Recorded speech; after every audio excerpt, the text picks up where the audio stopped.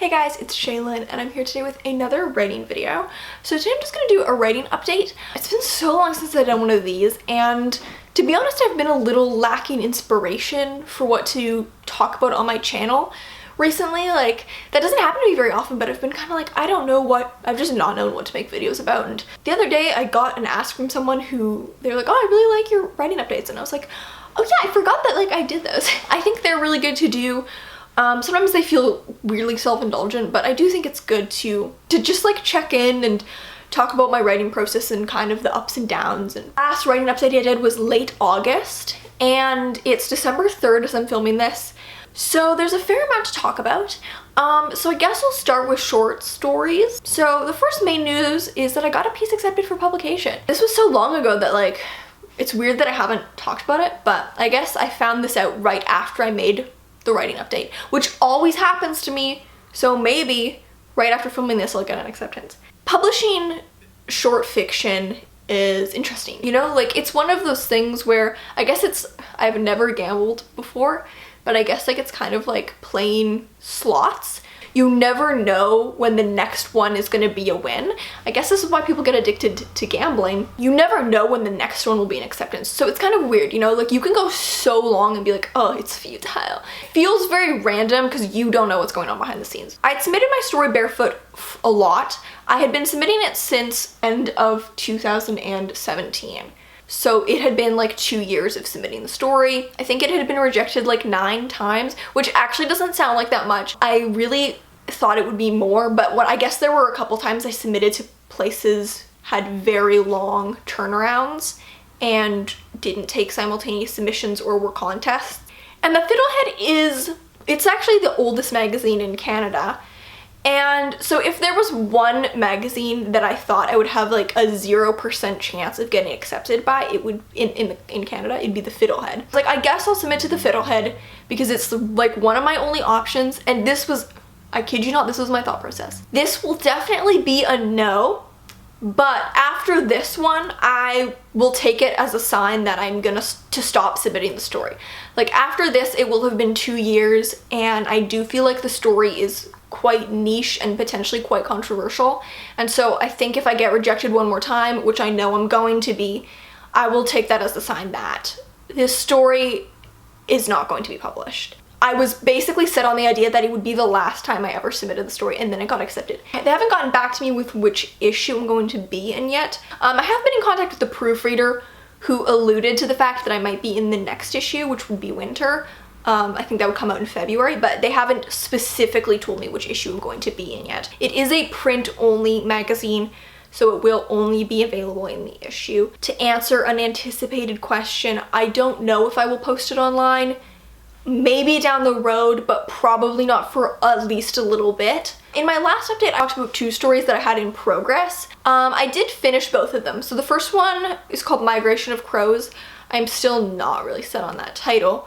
So I started working on this in like mid-August, and I finished it probably in September at some point. I don't really remember. It's not very long. I don't think it's even 3,500 words. This is a story about this woman. In her past, she was kind of on the brink of becoming a concert pianist, and then she got in an accident and lost 3 fingers. Now she has this like really depressing, isolating job, kind of starts to be, I guess, terrorized or encountered by this crow that keeps showing up outside of her window. There were a lot of interesting details that I was really interested by in the story, but I don't know, I just wasn't too keen on the end draft. I felt like I just didn't know what I was doing with it. My workshop discussed it, and that was so helpful. It was one of the most useful workshops I've ever had because it was one of the most confused I've ever been about a story going into a workshop. I literally left a note at the end of the story and I was like, I don't really know what I'm going for with this, so like go ham.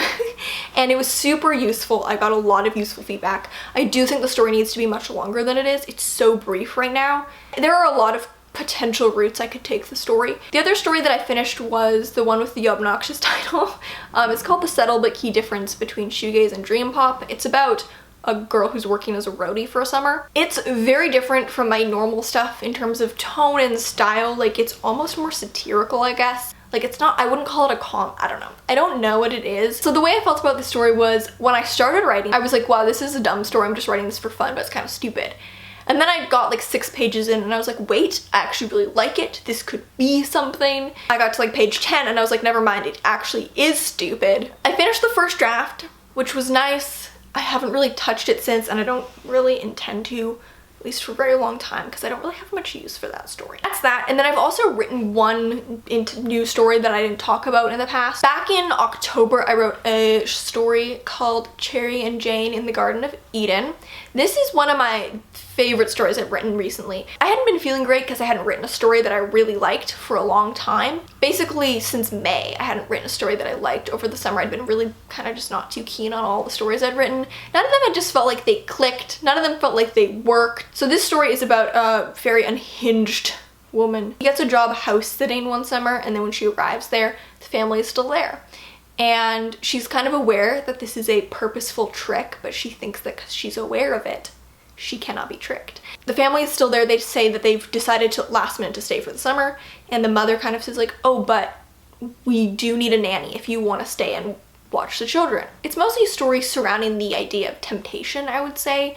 There's this garden on the property that the mother says is the only place the girls aren't allowed. It's like the only thing they're not allowed to do, other than that they can run free, who cares, but they're just not allowed in this garden. So the garden is kind of like hanging over the story as this like draw almost. I don't know. I'm explaining this really badly. Anyways, I was quite happy with the first draft. Some useful feedback on it. Once I get a chance, I'm gonna revise that and probably start submitting it, because I haven't had a new story to submit in a long time, and it would be nice to throw something else out there. Then moving on to my novel. So Honey Vinegar I haven't touched. I had these 2 novels that I was working on. Someone Will Save You, which was like my side project. It was a rewrite of a YA novel, and I'd been working on it since last July.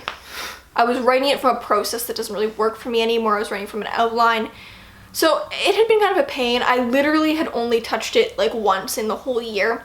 I'd mostly been focusing on my novel Honey Vinegar, but I reached a very natural point to take a break from Honey Vinegar because I had reached the end of part 1, and I kind of decided that I had 1 act left in Someone Will Save You, and I kind of wanted to just focus on that, not touch Honey Vinegar, and actually like immerse myself in this book, you know? Like I hadn't really immersed myself in the draft at any point. Make it my main project for just a short period of time. It was one of my yearly goals to finish this draft before the end of the year. Or I think I actually said that my goal was to be done before June. That obviously didn't happen because I literally only worked on the book one time before June. But it was my main goal was to be done by the end of the year. October I set a goal of, I think it was 15,000 words. I estimated I had about 30,000 words left of the book. So I think I set a goal of 15,000 words for October.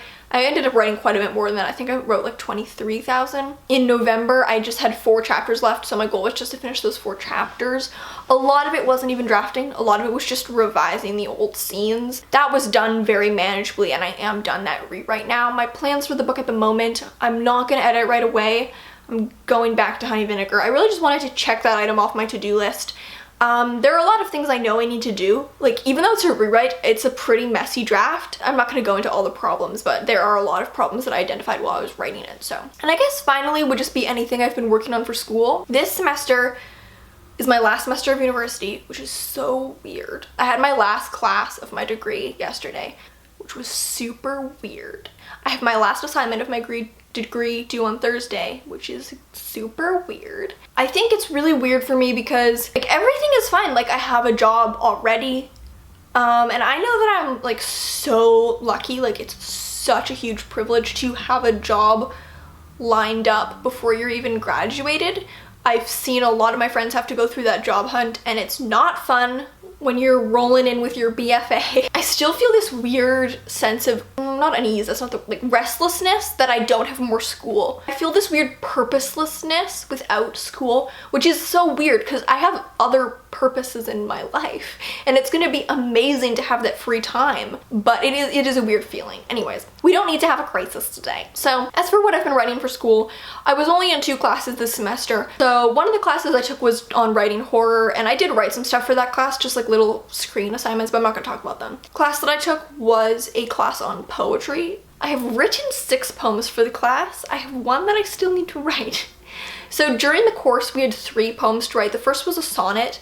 We had a choice between a Petrarchan or a Shakespearean sonnet. I did a Petrarchan sonnet because I couldn't think of any possible way that I could write a Shakespearean sonnet and not have it be the cringiest thing that's ever been written in the history of time. So I wrote a Petrarchan sonnet and it was still the cringiest thing that's ever been written in the history of time. We're not going to talk about that one. Then I wrote a sestina. That was for a unit on repetition poetry. Sestina is, if you don't know what it is, not to mansplain sestinas to you, but I didn't know what they were before this class. Basically, you have 6 stanzas of 6 lines each, and the last word of each line repeats in every stanza but in a different order. That's really confusing. It is confusing. I wrote mine about this woman who has a ghost in her house and kind of like her relationship with the ghost in her house. I think there's definitely a case to be made that the ghost could be a manifestation of loneliness or mental illness, or I don't know, like there are a lot of possible ways to take that, I think. With ghosts, they're usually pretty metaphorically loaded. So I enjoyed that poem. I liked it way more than the sonnet. My sonnet horrifies me. My sestina, I'm not embarrassed by. Like, I've let people read it. I guess, like, this poem is literally just my novel, like, holding a ghost as a poem, but yeah. And then after that, I wrote a glossa for a found poetry unit, so I think we had a choice between a cento. I knew I wasn't gonna do a cento, a golden shovel, or a glossa. If you don't know what a glossa is, you start with a 4-line epigraph of another poem, and then those lines become the last lines of your 4 10-line stanzas. So I used excerpt from Franny Choi's poem, "O Bright Star of Disaster I Have Been Lit." It's from her book Soft Science, and I actually had a lot of fun writing this poem. This is one of the 3 that I wrote there, it was definitely my favorite. I actually had a lot of fun writing this. It was really cool to kind of get into the headspace of another poet, I think. Like, Franny Choi is a poet I admire so much, and I feel like I have so much that I could learn from her, and I feel like I learned a lot by writing a glossa of her piece. Like, I feel like it made my mind open up to new rhythms of sound and images that I normally wouldn't incorporate into my work. She's one of my a poet who's, I would say, maybe one more of my influences. Like, I haven't been writing poetry for very long. I don't really know what I'm doing yet. I really enjoy her poetic voice. It's very frenetic. It had a different title when I handed it in, but I've changed the title. It's called How to Gut a Fish When You Are a Fish. So right now I'm working on a final portfolio for the class of 4 poems. So the first one I did is an incantation or a litany, which is a form I really liked doing because it's a bit freer. You basically just use a lot of anaphora for like a spell-like effect. I haven't settled on a title for my litany yet. At the moment it's just called Self-Creation Myth, which isn't that interesting. I don't know. It just doesn't feel right. I'm probably not going to think of something better before I hand it in. So, and then I did a prose poem, which I had a lot of fun doing. When we talked about prose poetry in class, I was like, I'm definitely writing one of these for my final assignment, and I really, really liked this. I've never written prose poetry before, but I feel like we literally talked about it for one class. I feel like it made me understand like flash fiction. I've never written flash fiction before. I'm not good at it, and I'm not good at getting ideas for fiction that brief. Looking at the prose poems, I was like, oh, this actually gives me an idea on how to maybe approach flash fiction in the future. So I've kind of done, I guess, like kind of 2 for my final. You can't do 2 of the same type, but the first one is just a regular prose poem. It's called 9 to the power of 3. I kind of had this idea where I wanted to have like multiple choice answers embedded in the poem. Originally my concept was that it was just going to be one sentence, but every part of the sentence would be like a multiple choice, I guess kind of joined only by the articles, and like the multiple choice answers would get longer and longer and longer, and eventually like maybe the last one would be like half the poem. I don't know. That was like my original vision. That didn't really pan out. I still use the multiple choice answers, which is called 9 to the power of 3 because there's 9 sets of answers, and there's no questions. It's like last, you know, and then it's like A, year, B, night, C, like whatever, you know, for like a simple example. There's 9 sets of answers and 3 each, so there's like 9 to the power of 3 possible ways to read the poem. I guess this was actually a very personal poem for me, to be honest. I normally don't enjoy writing about myself. This was about me. And I think that maybe I was just in a headspace where I didn't know how to not write about myself, which is really weird and not a place I'm normally in. But I used a lot of imagery from my life, which is something I normally wouldn't use. Like, I mentioned family members. Like, the brother mentioned in the poem is my brother. Like, I mentioned, like, making paper snowflakes with my dad, and, like, that's something that I used to do with my dad. I described, like, a house, and, like, the house that I described is my old house. I like how it turned out. So the other poem that I wrote is a haibun, which is where you write a prose poem and then after that you have a haiku. So for this one, I didn't write it about myself. I wanted to do a husband because I really liked the prose poem, and this was a way for me to write another prose poem by writing a prose poem and a haiku. Again, this one's about a ghost. I write poetry about ghosts a lot. This poem is about a woman. She's never specified to be a woman. I guess I just imagined that it's a woman. A person who is driving away from something. It's not entirely specified what, but she's driving away from something and there's a ghost in the back of her car. It's very brief, so it's a lot more, it's not necessarily spelled out as like a distinct narrative. I had a lot of fun writing it, and I think it's probably one of my favorite poems that I've yeah, it's called Taxidermy at Night. I really like that one. And then I still have one more poem to write, but I'm really struggling with it. I don't have any other ideas. I've tried like 3 different things and nothing has worked, so in the end I ended up starting another glossa. So I'm trying to write another glossa from a Kaveh Akbar epigraph, but it's like, I really like the epigraph. Like I was oh no. Oh god. This is being captured on film. I'm okay. I am reading, I'm done this book. I was reading Calling the Wolf a Wolf by Kaveh Akbar, and the first poem has this, it's called Soot. I was reading it and I was like, fuck, that would be good for those would be good lines for a glossa. So I'm trying to write a glossa from that, but it's not going well because I haven't really found a good angle to take on it, I guess. I don't know. I'm burned out. This is the last thing I have to do for my whole degree, and I'm burned out and I don't know what to do. So I might end up doing something completely different if I can't pull this together. That's what's up with me. How have you guys been? I know I'm really tired. I feel like this has been a tiring semester, just like it being the last semester of my degree. Like I just have big case of senioritis going on right here. What have you guys been working on? How are things going? I don't know, just like to hear what you guys are up to. What are you working on? Have you tried any new forms? That's my question. My specific question. Have you tried any new forms, and have you discovered that you like any? Because I think I have discovered a new love for prose poetry that I wasn't anticipating. So that's all I have to say about myself. Thank you guys for watching. If you have any questions, you can always send me an ask on Tumblr, and I'll see you next time.